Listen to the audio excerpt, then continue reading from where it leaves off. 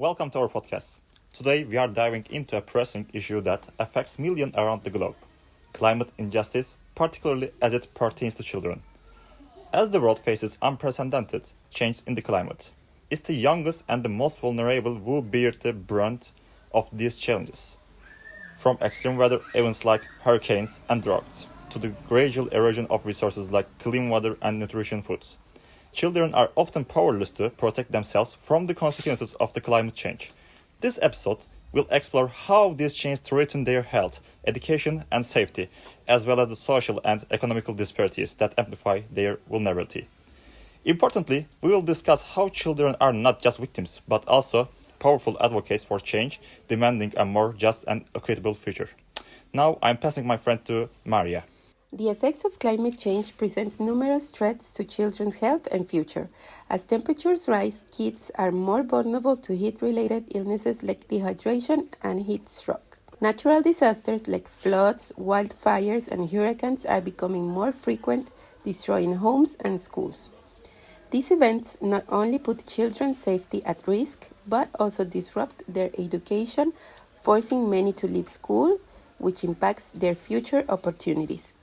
On top of that, changes in weather patterns are causing droughts and water shortages, making clean drinking water harder to access. Children in many parts of the world are already facing malnutrition as crops fail and food becomes more limited. All of these challenges threaten not just their health, but also their rights to grow up in a safe, supported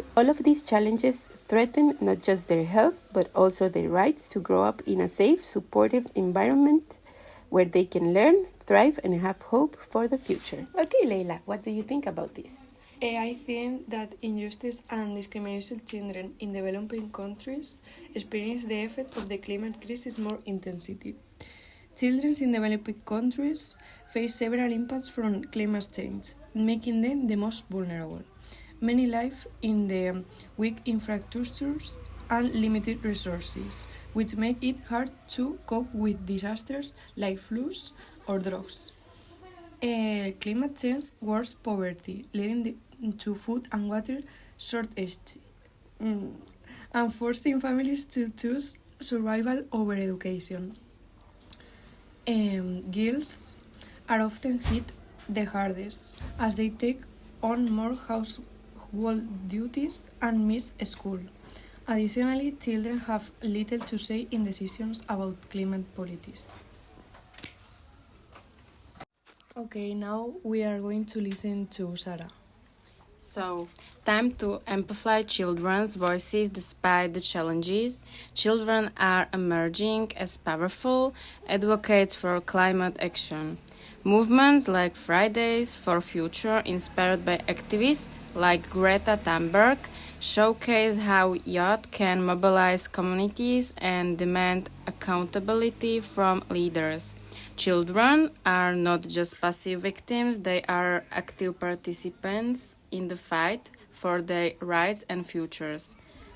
Empowering children means listening to their perspectives and incorporating their voices into policy discussions. Education plays a crucial role here. Teaching children about climate issues equips them with the knowledge to advocate for change effectively. Community support, mentorship, and platforms for expression can amplify their voices, enabling them to challenge the status quo and push for innovative solutions to climate injustice.